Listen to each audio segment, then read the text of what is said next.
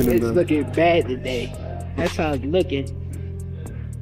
Cole gonna break some and if he don't break some he gonna beat the out of him. Over the nice. Kill in reverse. Like, so I gets in the ring and man, this dude got to beating me up. Like, we only sparred I think 2 or 3 rounds. It was 4-minute rounds, man. This dude beat me up so bad. I swear to God, that was the worst whooping I ever had as a fighter.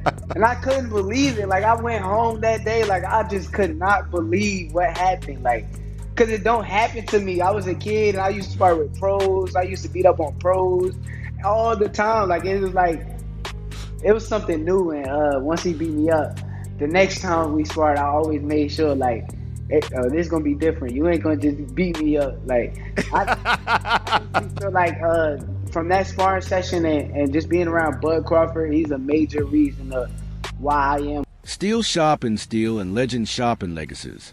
And right now, Shakur Stevenson is sharpening himself with the sharpest blade in the room. Terence Crawford. Only thing he can throw is the hook because you out the way of the right hand. He like a sponge.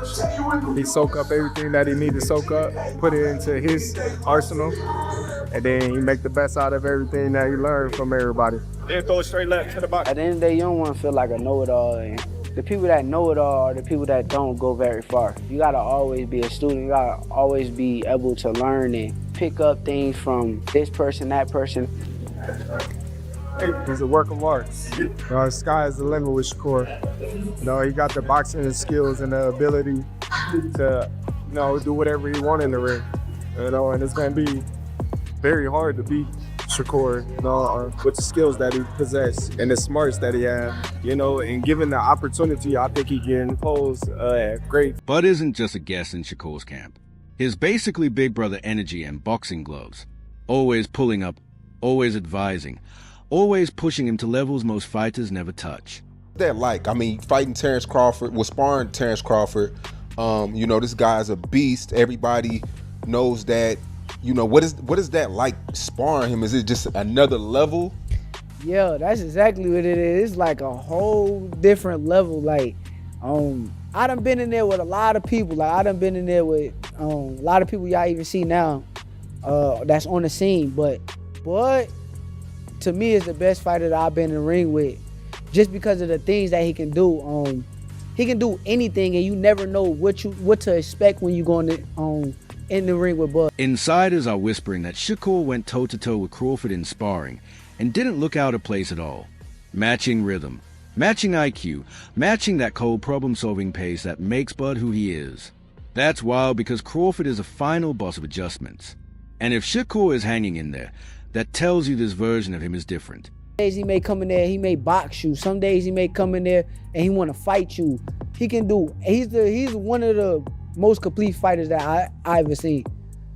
Have you ever got the best of him in sparring?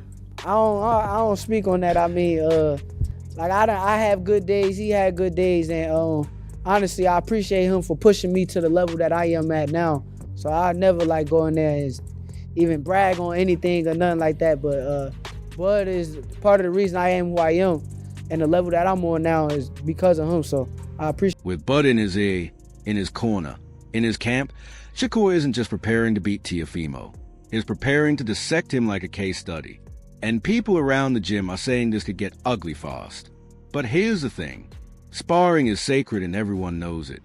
These sessions stay behind closed doors for a reason, because sparring is where ego dies and truth shows up.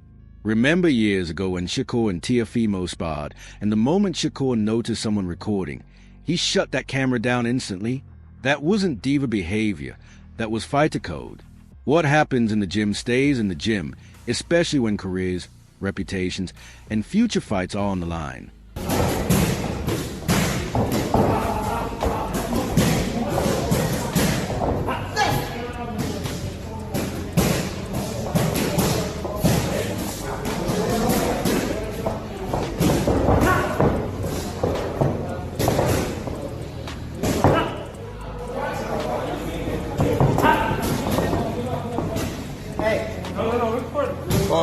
Taking pictures. So if Shakur is really trading rounds with Crawford right now, you can bet the real story is locked behind those gym doors, and Teofimo might be walking into a version of Shakur that's been built in silence, sharpened by a master, and ready to turn technique into dominance. But a lot, because I grew in the ring with Bud over the years. I remember my first time sparring him, he played with me. That was my first time being in the ring with somebody, and they had their way with me, and they did whatever they want. And then over the years, I just kept coming back.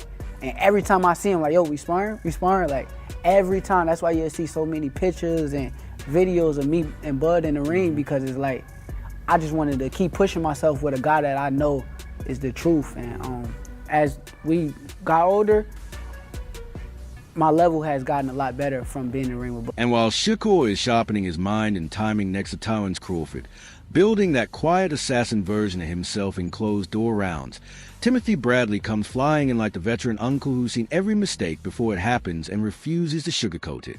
Bradley didn't just break down punches, he broke down habits.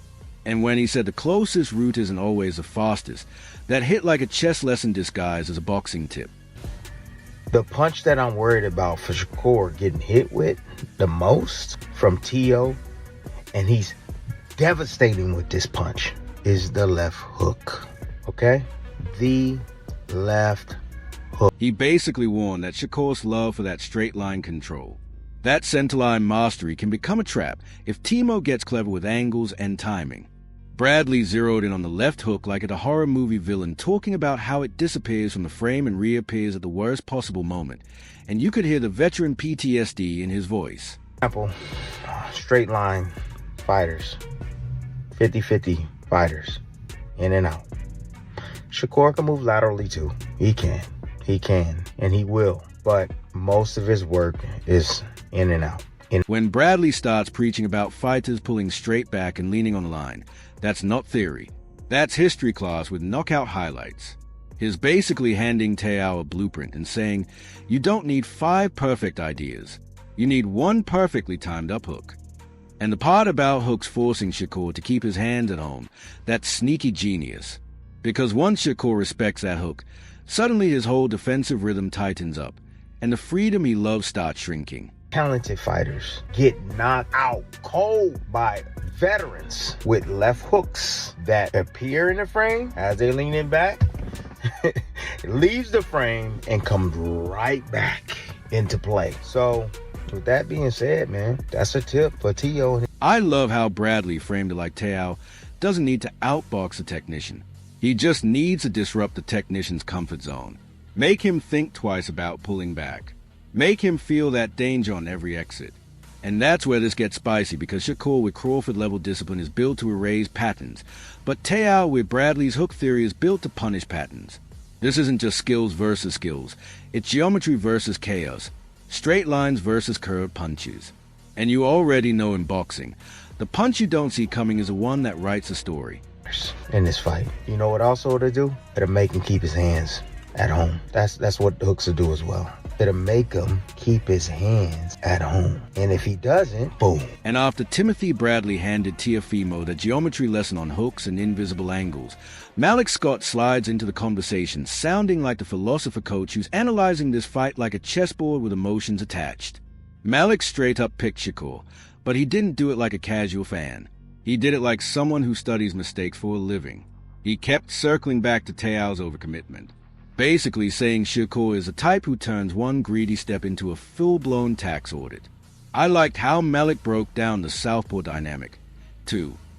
He has to get Shakur up. How would I say this? I don't want to just make it seem like come across as if Shakur is novice, but the times that Shakur is putting himself against the ropes, this is the time that Teofimo is going to have to depend on his experience. Because when he talks about Teo walking in with his lead hand down and literally stepping closer to Shakur's jab, that's not just critique.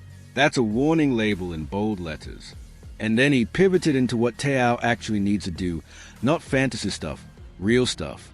Explode in the moment Shakur touches the ropes, overload with work, double up shots, cut angles, and defend while attacking, which is hilarious because that's like telling a Ferrari to drive like a Tesla. Possible, but against its personality.